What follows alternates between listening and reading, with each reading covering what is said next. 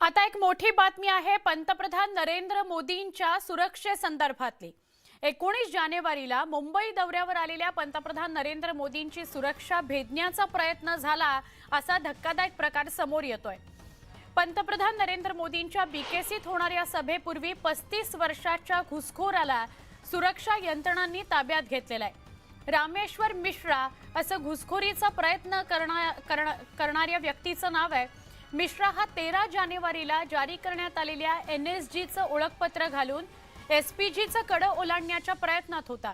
तब्बल 30 मिनिटं मुंबई पोलिसांनी त्याचा पाठपुरावा करून त्या घुसखोरीचा त्याचा प्रयत्न उधळून लावला, त्याला ताब्यात घेतलं। त्याला कोर्टात हजर केलं असता 24 जानेवारीपर्यंत पोलीस कोठडी त्याला सुनावण्यात आलेली आहे।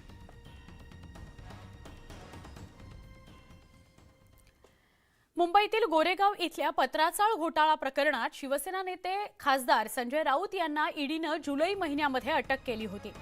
संजय राऊत यांच्यावर ईडीनं दाखल केलेल्या गुन्ह्यामध्ये मुंबई सत्र न्यायालयातील विशेष पीएमएलए कोर्टात या प्रकरणातील सगळ्या 5 आरोपींवर आरोप निश्चित करण्यात आले।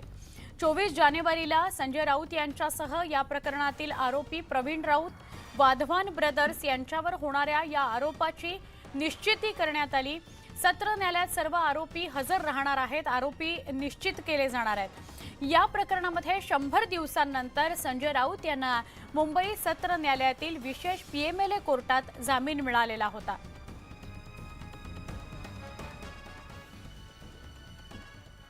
एक ब्रेकिंग न्यूज आहे। भाजप नेते किरीट सोमय्यांनी बोगस स्टॅम्प पेपर आणि कोरोना घोटाळ्यावरून पालिकेवर पुन्हा एकदा आरोप केलेला आहे।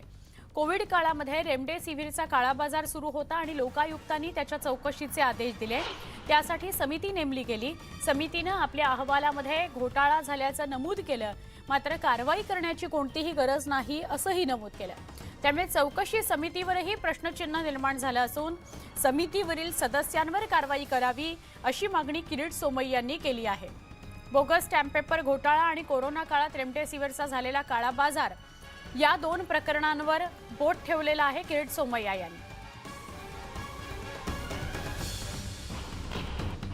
माझी स्पष्ट मागणी आहे की सगळ्यात पहिलं हा जो रिपोर्ट सही करून फोर्जरी, फ्रॉड, चीटिंग हे सिद्ध झालंय ते रिपोर्ट मध्ये लिहिलं आहे आणि तरीही त्यावर कारवाई करायची नाही असे जे सुनील धामणेंनी लिहिले, पहिली ताबडतोब सुनील धामणेची हकालपट्टी व्हायला हवी। मुंबई पोलीसकडे माझी मागणी आहे की तुम्ही आतापर्यंत या सुनील धामणेचं इंट्रोगेशन का केलं नाही? कोविडच्या काळात रेमडेसिवीरचा प्रचंड भ्रष्टाचार सुरू होता, ब्लॅक मार्केटिंग सुरू होतं। 1 तारखेला एप्रिल 2021 मध्ये भाईंदर महापालिका 666 मध्ये, हाफकिन इन्स्टिट्यूट 666 मध्ये आणि मुंबई महापालिका 1600 रुपये मध्ये रेमडेसिवीर घेतली। याची चौकशी व्हायला हवी। लाईफ सायन्सेस हॉस्पिटल अँड मॅनेजमेंटचे पार्टनर सुजित पाटकर आपल्या सोबत आहेत। सुजितजी, किरीट सोमय्यांनी अहवालावर सुद्धा बोट ठेवलेलं आहे। ते असं म्हणतात की घोटाळा झाला असं या अहवालात म्हटलंय, पण कारवाई करू नका असं म्हटलंय। तुम्ही काय सांगाल? तुमची पहिली प्रतिक्रिया। कोरोना काळात रेमडेसिवीरचा काळा बाजार झाला हा आरोप आहे। हे सगळं जे चाललेलं आहे सगळं पॉलिटिकल आहे आणि ऑलरेडी हे न्यायप्रविष्टेत असल्यामुळे मी जास्त काही बोलू शकत नाही, पण जे काय अलिगेशन्स केले ते पॉलिटिकल असून कुठे पण पॉलिटिकल आहेत म्हणताना तुम्हाला असं वाटतं का की काळा बाजार झालेला आहे का? तुम्ही हे स्पष्ट सांगता, ठाम सांगता तुमच्याकडे तसे पुरावे आहेत की काळा बाजार झालेला नाही? हो, आहेत आमच्याकडे पुरावे आणि तसे ते न्यायप्रविष्टेत असल्यामुळे ऑलरेडी कोर्टाचे आदेश पण आहे की त्याच्यामध्ये जे काय फॅक्ट्स आहेत ते न बघता लोक कमेंट्स करतात ते बरोबर नाहीये। नाही, पण तुमच्यावर असा आरोप होतोय की तुमच्या हॉस्पिटलने, तुमच्या मॅनेजमेंटने भ्रष्टाचार केला? नाही, असं कुठे लिहिलेलं नाहीये ना आलेलं आहे। हे कुठं अलिगेशन्स आहेत जे न्यायप्रविष्ट असल्यामुळे मी जास्त काही बोलू शकत नाही त्याच्याबद्दल। बरं, सुजितजी धन्यवाद। न्यूज 18 लोकमतशी बोललात।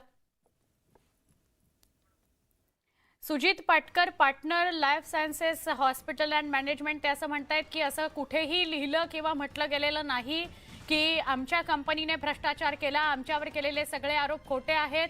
जे आरोप होत आहेत ते राजकीय हेतून प्रेरित आहेत, पॉलिटिकल आरोप आहेत, त्यामुळे त्याच्यावर मी भाष्य करणार नाही. हे प्रकरण न्यायप्रविष्ट असल्याने मी त्याच्यावर भाष्य करणार नाही. मात्र रेमडेसिवीरचा काळा बाजार कुठेही झालेला नाही असं सुजित पाटकर वारंवार सांगत होते. सुजित पाटकर स्वतः न्यूज 18 लोकमतशी आता बोलताना म्हणाले की पॉलिटिकल सगळे आरोप आहेत, राजकीय हे आरोप आहेत, प्रकरण न्यायप्रविष्ट आहे आणि कुठलाही रेमडेसिवीरचा काळा बाजार झालेला नाही. राज्यात महिलांवर होणाऱ्या अत्याचारांमध्ये दिवसेंदिवस वाढ होताना दिसतेय. घाटकोपरमध्ये गतिमंद मुलीवर 3 अल्पवयीन मुलांनी अत्याचार केल्याची धक्कादायक घटना घडली आहे. इतकंच नाही तर या नराधमांनी घटनेचा व्हिडिओ देखील रेकॉर्ड केला असून तो सोशल मीडियावर व्हायरल केला. आरोपी अल्पवयीन असल्यानं तिघांची रवानगी डोंगरीच्या बालसुधारगृहात करण्यात आली आहे. पीडित मुलगी ही शौचालयासाठी गेली असताना 3 विधी संघर्ष मुलांनी तिला जबरदस्ती शौचालयात नेलं. यातील एका मुलानं तिच्यासोबत जबरदस्ती अत्याचार केला तर इतर आरोपींनी त्याचं मोबाईल चित्रीकरण करून ते सोशल मीडियावर व्हायरल केलं. पोलिसांनी तिघांविरोधात पॉक्सोसह IT ऍक्ट अंतर्गत गुन्हा दाखल केलेला आहे.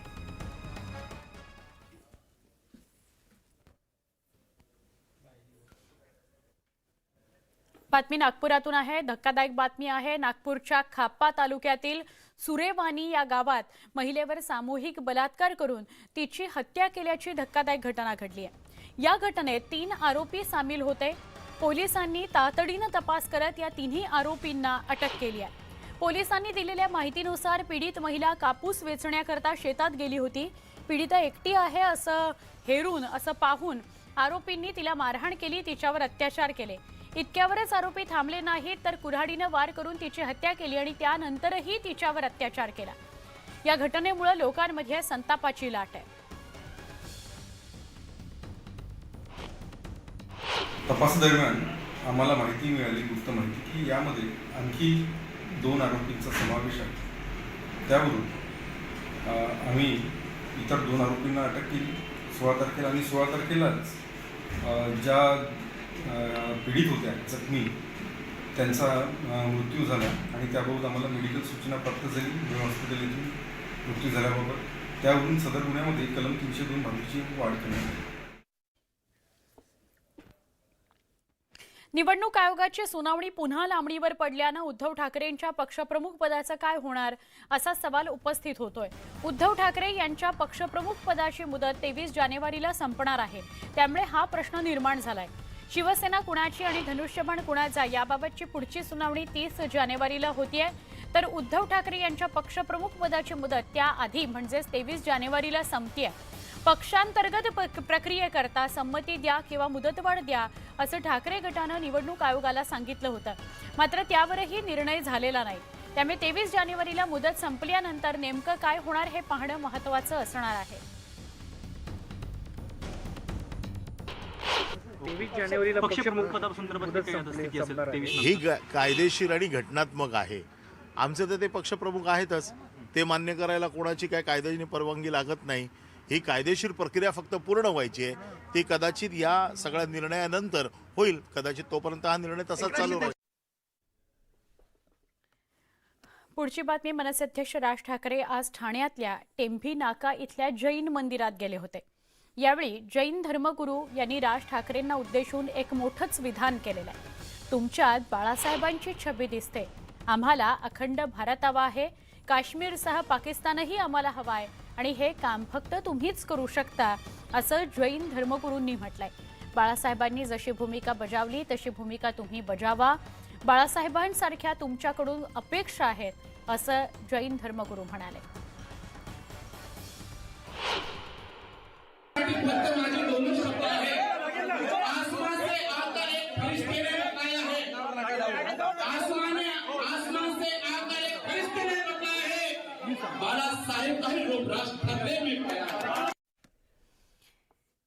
छत्रपती संभाजी महाराज स्वराज्य रक्षकच होते असे पुनरुच्चार अजित पवारांनी काढलेत.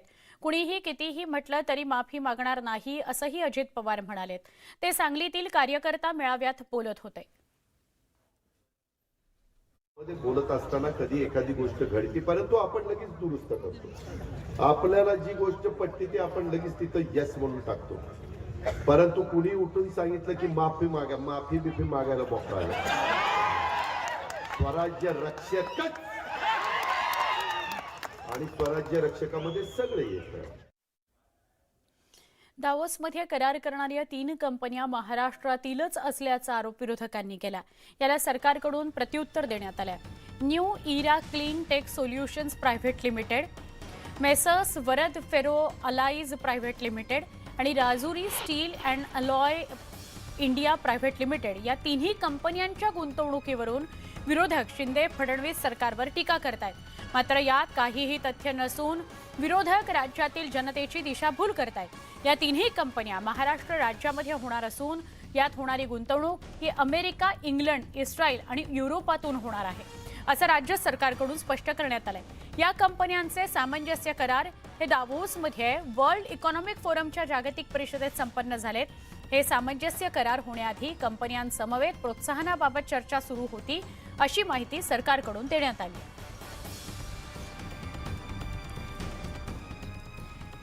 यवतमाळमध्ये सकल हिंदू समाजाकडून भव्य हिंदू गर्जना मोर्चा काढण्यात आला. यात विविध सामाजिक संघटना सहभागी झाल्या असून बाबा कालीचरणही दाखल झालेत. सकल हिंदू समाज पुसदच्या वतीनं आज लव जिहाद विरोधात मोर्चा काढण्यात येतोय. लव जिहाद, धर्मांतरण, गोहत्या विरोध आणि जनसंख्या नियंत्रण कायद्याच्या मागणीकरता हिंदू गर्जना मोर्चाचं आयोजन करण्यात आलंय. यवतमाळच्या पुसद शहरात हे आयोजन करण्यात आलंय. वसंतराव नाईक चौकातून मोर्चाला सुरुवात झाली. यशवंत रंगमंदिर इथं होणाऱ्या सभेला कालीचरण महाराज मार्गदर्शन करणार आहेत.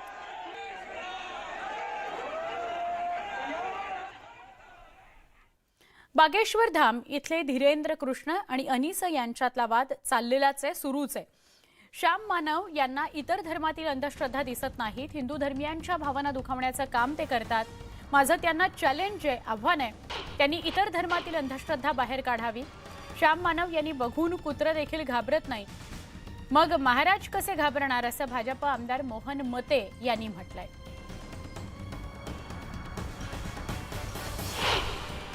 अनिस आणि बागेश्वर धाम यांच्यामधला वाद जो आहे तो दिवसेंदिवस वाढतोय. काल या वादामध्ये जे आहे ते विश्व हिंदू परिषदेने उडी घेतली होती. आता भाजपचे आमदार आणि या सगळ्या कार्यक्रमाचे आयोजक मोहन मते यांनी श्याम मानव यांच्यावर काही आरोप केलेले आहेत. ते स्वतः आपल्यासोबत आहेत.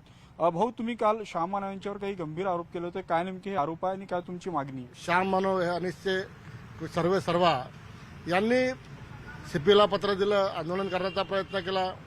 मुळात असं आहे की श्याम मानवांना माझा प्रश्न आहे की आजपर्यंत तुम्ही अन्य धर्मांच्या कुठल्या श्रद्धास्थानावर गेले, कुठल्या लोकांच्या तिथे तुम्हाला अंधश्रद्धा दिसत नाही. फक्त हिंदू धर्म, सनातनी यांचाच तुम्हाला फक्त अंधश्रद्धा दिसते का? मुळात असं आहे की माझं त्यांना चॅलेंज आहे.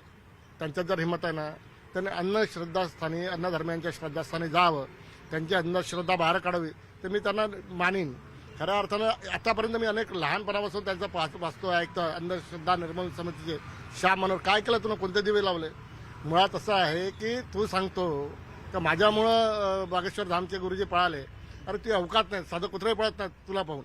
आणि त्याच्यामुळे मला असं वाटतंय की त्यांनी आताही थांबले नाही तर उद्या हिंदूंनी काल ज्या पद्धतीनं विश्व हिंदू परिषदेने आंदोलन केलं, उद्या संयम सुटला तर कायदा हातात घेतल्याशिवाय कार्यकर्ते राहणार नाही, याची त्यांनी खबरदारी घ्यावी. मला असं वाटते अशा प्रकरणात उडी घेऊन स्वतःचं महत्त्व सिद्ध करणं याला काही अर्थ नाही. तुमचं महत्त्व काय जगाने पाहिला, महाराष्ट्राने पाहिला आहे, तुमची काय लायकी हे सगळ्यांना माहीत आहे. त्याच्यामुळं त्यांनी आता याच्यापासून दूर व्हावं एवढीच माझी अपेक्षा. व्हिडिओ जर्नलिस्ट प्रशांत मोहितेसह उदय तिमांडे, न्यूज 18 लोकमत, नागपूर. जुन्नरमधून पुढची बातमी आहे. जुन्नर तालुक्यातील आळे फाटा इथल्या शिक्षकांनी 11वीच्या एका विद्यार्थ्याला लाथाबुक्क्यांनी मारहाण केली आहे. अत्यंत धक्कादायक व्हिडिओ आहे हा. ज्ञानमंदिर ज्युनियर कॉलेज आळे फाटा इथं हा प्रकार घडलाय. एका विद्यार्थ्यानं शेरोशायरी केल्यानंतर झालेल्या गैरसमजातून 2 शिक्षकांनी विद्यार्थ्याला अमानुषपणे मारहाण केली. मुलांच्या घोळक्यातील एका मुलानं शिक्षकांना पाहून शेरोशायरी केली. यानंतर शिक्षकांनी एका विद्यार्थ्याचे केस पकडून त्याला लाथाबुक्क्यांनी जबर मारहाण केली। विद्यार्थी शिक्षकांपुढे सोडून देण्यासाठी विनवणी करत होता, मात्र शिक्षक तरीही त्याला लाथाबुक्क्यांनी मारहाण करतच होते असं कॅमेऱ्यात कैद झालंय।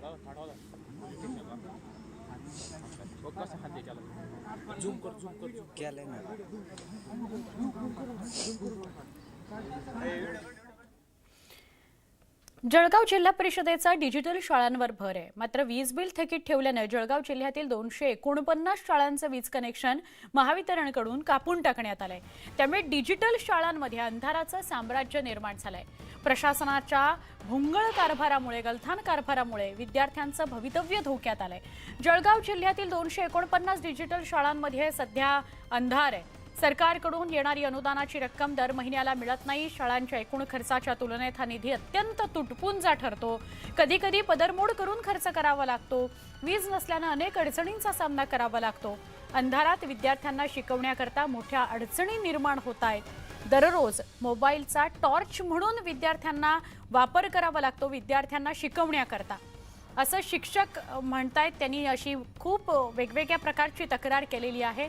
दरम्यान महत्त्वाच्या शाळेचं वीज कनेक्शन तात्काळ जोडावं असे सूचना जिल्हाधिकारी अमन मित्तल यांनी दिलेल्या आहेत। वीज बिल जास्त असल्या कारणाने वीज भरल्या जात नाहीये, त्यामुळे कनेक्शन कट केलेलं आहे आणि त्यामुळे आम्हाला कॉम्प्युटरवर शिकवता येत नाही। वीज बिल भरण्या न गेल्यामुळे मुलांचं आम्हाला मोबाईलवर टॉर्च लावून त्यांना मी शिकवते। म्हणजे आमच्या पद्धतीने आम्हाला जेवढं देता आलं तेवढं देतोय आम्ही, पण मग शासनाने पण आमची वीज सुरू करावी। सर्व विद्यार्थ्यांना मोबाईलद्वारे त्याचा लाभ देत असतो, तर ही विजेची समस्या शासनाने लवकरात लवकर सॉल्व्ह करावी अशी माझी शासनाला नम्र विनंती आहे। बुलेटिनमध्ये पुन्हा एकदा स्वागत। अमरावतीच्या गुरुकुंज मोझरीमध्ये दुचाकी चारचाकी वाहनांच्या भंगारापासून राष्ट्रसंत तुकडोजी महाराजांचा महाकाय पुतळा साकारण्यात आलाय। पोलादापासून तयार केलेल्या या पुतळ्याचं वजन तब्बल 8 टन इतकं आहे। या पुतळ्याची उंची 20 फूट आहे आणि हा पुतळा 14 फूट रुंद आहे। गेल्या 3 महिन्यांपासून राष्ट्रसंत तुकडोजी महाराजांचा पुतळा साकारण्याचं काम सुरू होतं। हा पुतळा लवकरच दास टेकडी परिसरातल्या तलावात बसवण्यात येणार आहे। या बातम्यांसह बुलेटिनमध्ये इथेच थांबतोय। जगाच्या पाठीवर या विशेष बुलेटिनमध्ये काही क्षणात भेटूया। माझे सहकारी रेणुकासह पहा फक्त न्यूज 18 लोक।